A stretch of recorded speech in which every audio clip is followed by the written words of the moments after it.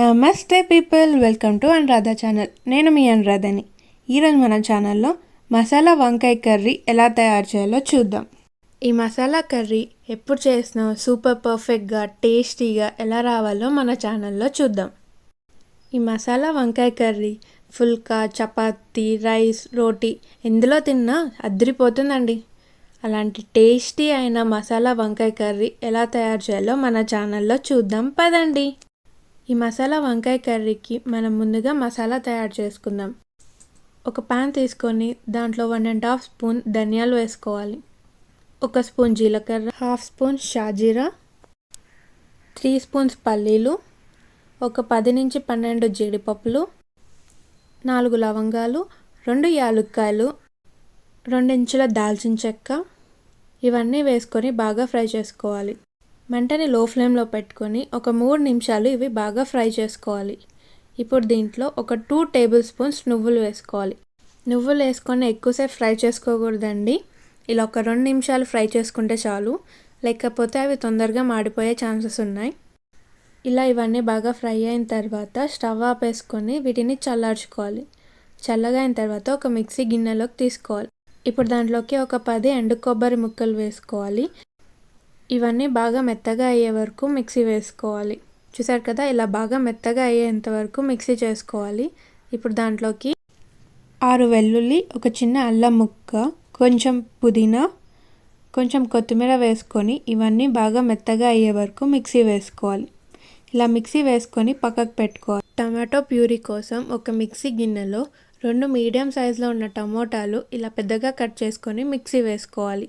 ఇప్పుడు మన మసాలా ఇంకా టమాటో ప్యూరీ రెడీ అయిపోయింది కదా, ఇవి పక్కన పెట్టుకొని స్టవ్ మీద ఒక కడాయి తీసుకొని దాంట్లో ఒక 3 టేబుల్ స్పూన్స్ ఆయిల్ వేసుకోవాలి. ఈ ఆయిల్ లైట్గా హీట్ అయిన తర్వాత 1/2 స్పూన్ షాజీరా, 1 ఇంచ్ దాల్చిన చెక్క, 2 లవంగాలు, 2 యాలుక్కాయలు, 2 బిర్యానీ ఆకు వేసుకోవాలి. ఒక 5 జీడిపప్పులు మీ ఆప్షనల్, కావాలంటే వేసుకోవచ్చు లేకపోతే లేదు.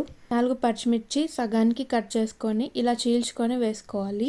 2 రెమ్మల కరివేపాకు వేసుకొని ఇవన్నీ బాగా ఫ్రై చేసుకోవాలి. ఇలా ఫ్రై అయిన తర్వాత దీంట్లోకి ఒక పెద్ద ఆనియన్ ఇలా సన్నగా కట్ చేసుకొని వేసుకోవాలి. ఈ ఆనియన్స్ లైట్ గోల్డెన్ కలర్ వచ్చేంత వరకు ఫ్రై చేసుకోవాలి. చూసారు కదా, ఆనియన్స్ బాగా ఫ్రై అయిపోయాయి కదా. ఇప్పుడు మనం దీంట్లో ముందుగా మిక్సీ వేసుకున్న మసాలాని దీంట్లోకి వేసుకోవాలి. ఈ మసాలా పేస్ట్ అంతా బాగా ఫ్రై అయిపోవాలండి. పచ్చివాసన పోయేంత వరకు ఫ్రై చేసుకోవాలి. ఒక 3 to 4 మినిట్స్ ఈ మసాలా పేస్ట్ బాగా ఫ్రై అయిన తర్వాత దీంట్లో ఒక 1/2 స్పూన్ పసుపు, 1 స్పూన్ ఉప్పు వేసుకొని బాగా కలుపుకోవాలి. ఇలా బాగా కలుపుకున్న తర్వాత దీంట్లో ఒక 3 స్పూన్స్ కారం, 1 స్పూన్ ధనియాల పొడి వేసుకొని ఈ మసాలాలన్నీ బాగా ఫ్రై అయ్యే వరకు కలుపుకోవాలి. స్టవ్ మీడియం ఫ్లేమ్లో పెట్టుకొని ఒక 3 to 4 మినిట్స్ బాగా ఫ్రై చేసుకోవాలి. చూసారు కదా, ఈ మసాలాలంతా బాగా ఫ్రై అయిన తర్వాత దీంట్లో మనం ముందుగా మిక్సీ వేసుకున్న టమాటో ప్యూరీ వేసుకొని ఫ్రై చేసుకోవాలి. ఈ టమాటోలో ఉన్న పచ్చివాసన అంతా పోయే వరకు ఫ్రై చేసుకోవాలి.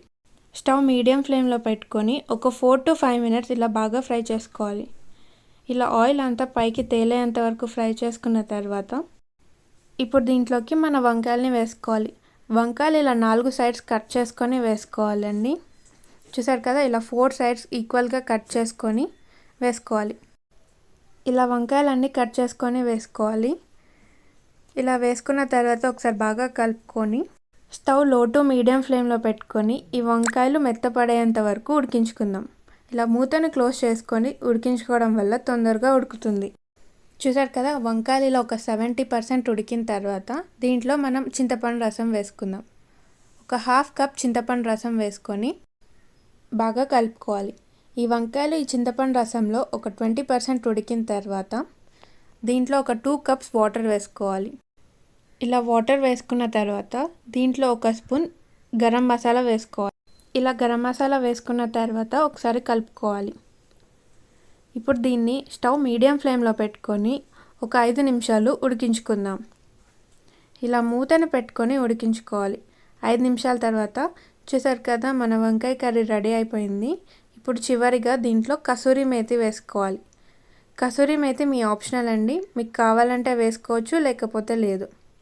ఇలా కసూరి మేతి వేసుకొని ఒక 2 నిమిషాలు ఉడికించుకోవాలి. అంతే అండి, ఎంతో టేస్టీ అయిన మసాలా వంకాయ కర్రీ రెడీ అయిపోయింది. దీన్ని రైస్లో కానీ రోటీలో కానీ దేనితో తిన్నా చాలా బాగుంటుంది. ఇప్పుడు దీన్ని ఒక సర్వింగ్ బౌల్లోకి తీసుకుందాం. ఎలా ఉంది, నచ్చిందా? అయితే మీరు కూడా ఒకసారి మీ ఇంట్లో ట్రై చేసి ఎలా ఉందో మా కమెంట్ సెక్షన్లో తెలియచేయండి.